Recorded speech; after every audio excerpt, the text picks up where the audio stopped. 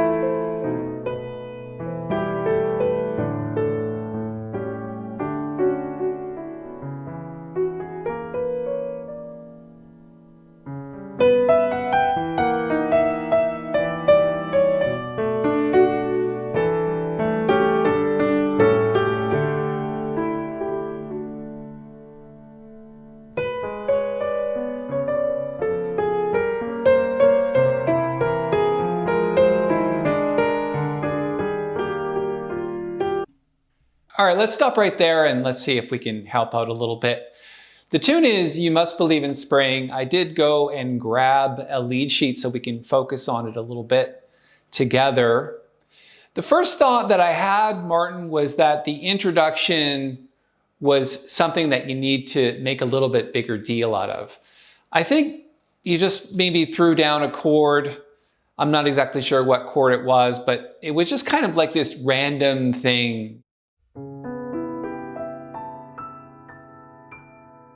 I think it needs to be a little bit more something. And I always like to state a little bit of the tune. And so what you might do, for example, if we take a look at these two bars here, so from the E minor 7th chord right through to here, just maybe take those two bars and state a little bit of the melody. So like this.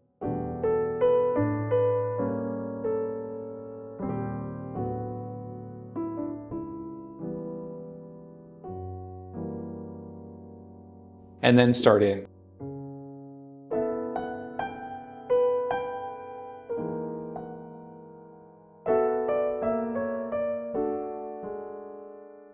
And that's the other thing that I wanted to say when you get into it. I really liked the way he did the line cliche on the B minor. So when we got to here, and he went to B minor right away. Something like that.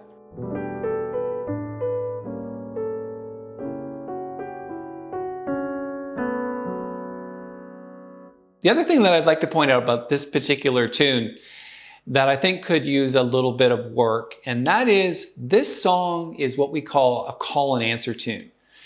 In the melody, it's basically stated in this call section, and in this case, it's the first two bars. This is the call.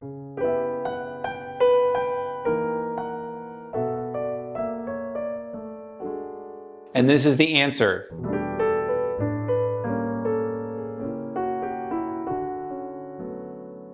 And then there's another call section where it's going from here.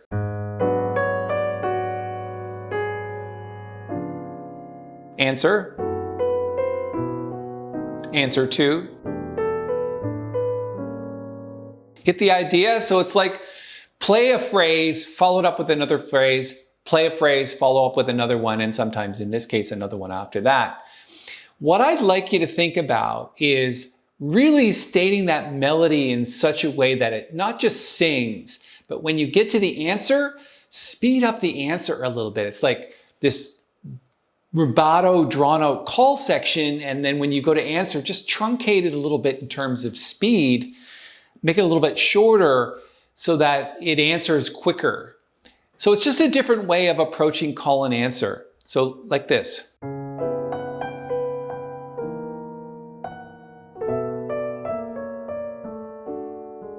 And speed it up.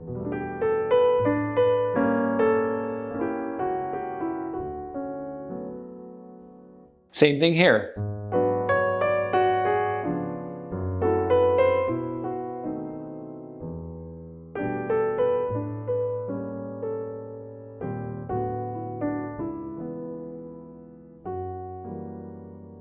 And go back. Get the idea? It's all about playing phrases that sing. You really want to accentuate the melody. And that was the one thing I felt about the performance. It's like the melody needs to stand out a little bit more. Let's go back to his performance and let's hear a little bit more.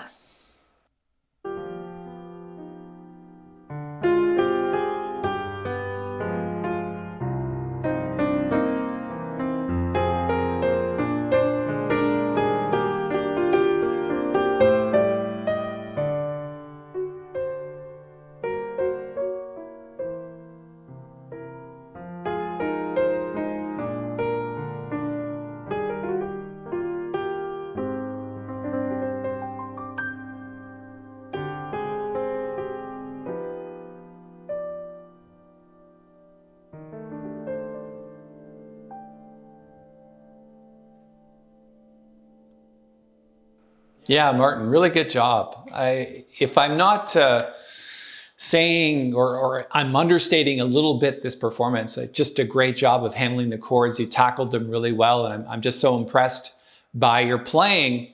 My only job is to just kind of look at things from just a little bit different perspective and give you some ideas that you might want to work on. We've talked about some already.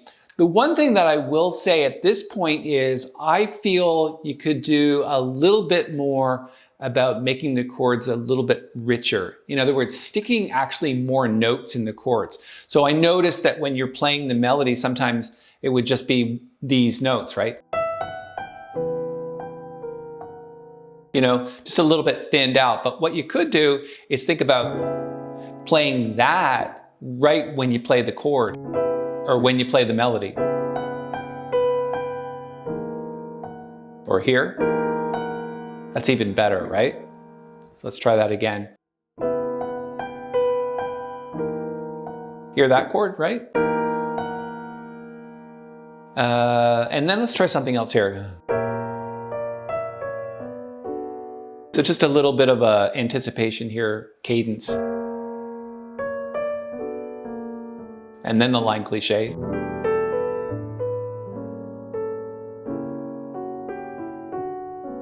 So you notice how I did that up there. I went from the B flat to the B natural with this chord. And now I'm doing the same thing when I get to the end. I'm going from the C sharp to the D. So a little repetition of ideas that make a good performance. Let's see. So when he started here on the second A section, so it starts at, sorry, it's at B now. So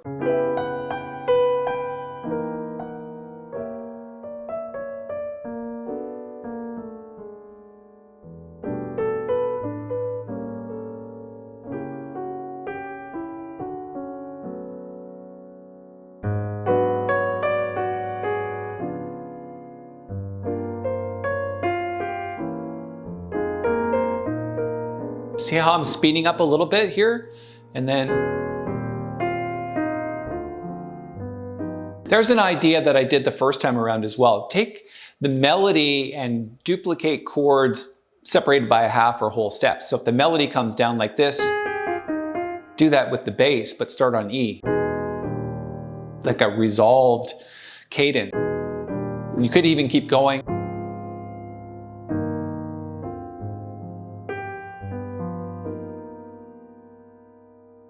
And let's keep going.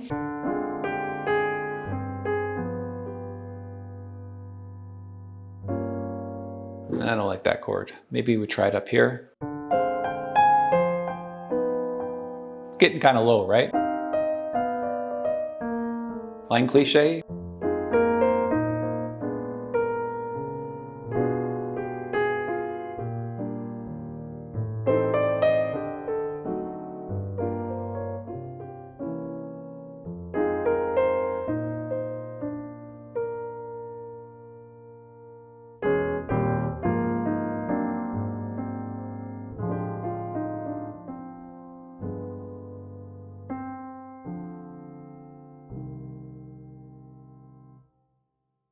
The other thing I wanted to point out is that the ending that you played was a nice arpeggio. I'm thinking either just end it on the last note or make a bigger deal out of the ending. It's funny, I just watched a performance that I did for 1,000-seat theater back in 2003, and it was on a DVD, and I just watched it with some friends the other day and we dug it out. And one of the things that I did in that concert was, yeah, I had a whole band and I had strings and everything and even a choir. I made a big deal out of the endings because when you get to the end of a song, it's like giving the audience permission and feeding them with energy at the end of the song in order to get applause or standing ovation, as it were. So I'm just thinking,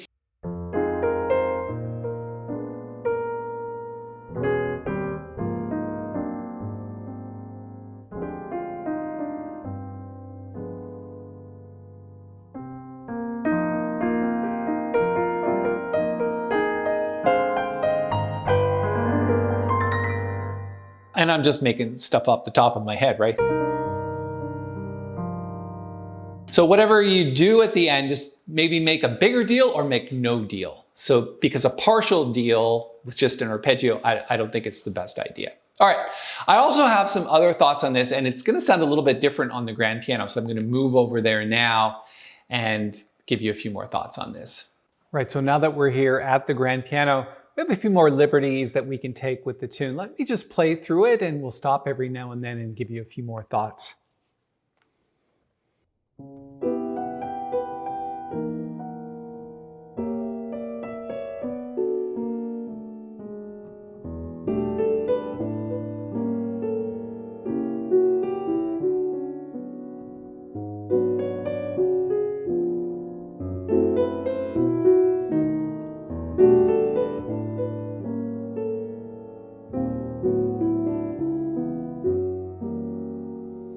So like I said, one of the thoughts there is faster, slower phrases. Play the call first and then the answer a little bit faster. But also in terms of volume with the grand piano, you have a few more liberties. It's a little bit easier than with a keyboard. So I'm making bigger deal out of the rise in phrases and when it comes down a little bit less volume, things like that. Let's move on to the B section.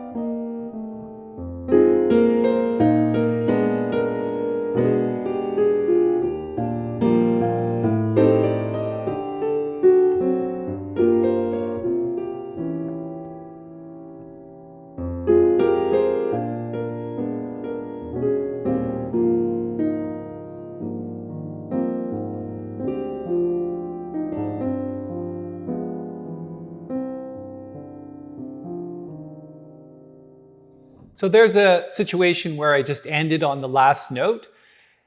As we talked about earlier, if you wanted to make a bigger deal out of the ending, you could start thinking about maybe getting into octaves at some point. That's a little piano trick that makes things sound a lot bigger.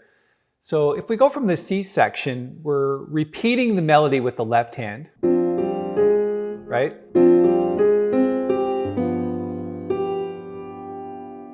Right, up an octave though.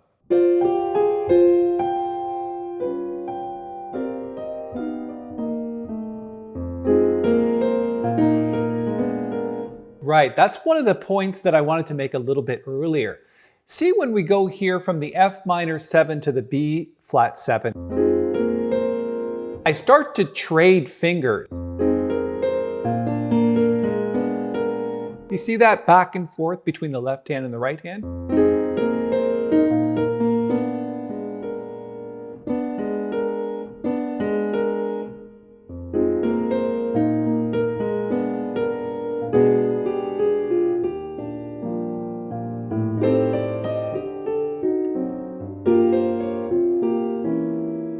Here's where we might get into octaves.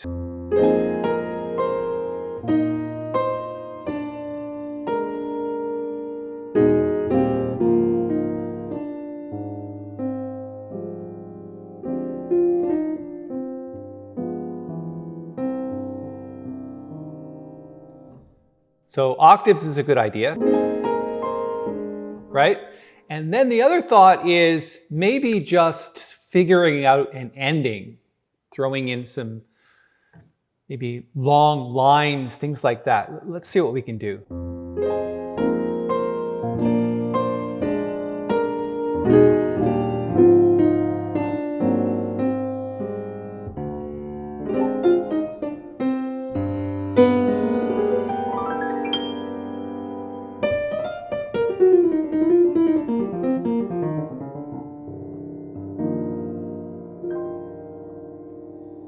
Again, I didn't really have time to work out an ending. There's probably a billion ideas you can come up with, and each is probably different, but the goal would be to work on an ending that can be used over and over again in a concert situation.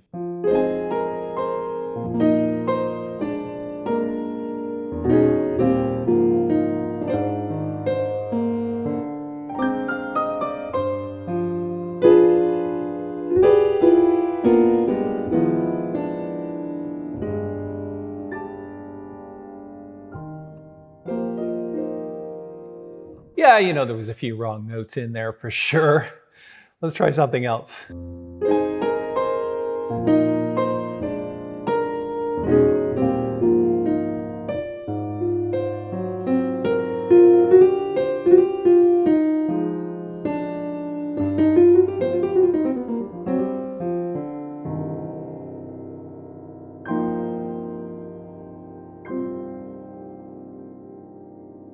Yeah, a little bit better, used a little bit of blues in there. So obviously sky's the limit. It's just, sometimes if you just end a tune, it's not that exciting for the audience. So I hope you got a few ideas from that. Thanks to Martin Waugh for submitting it. I really appreciate it, and great performance. And if you're looking for something else to do, you might want to check out this video. I'm just going to post it right here, and it'll help you a lot with your chord voicings.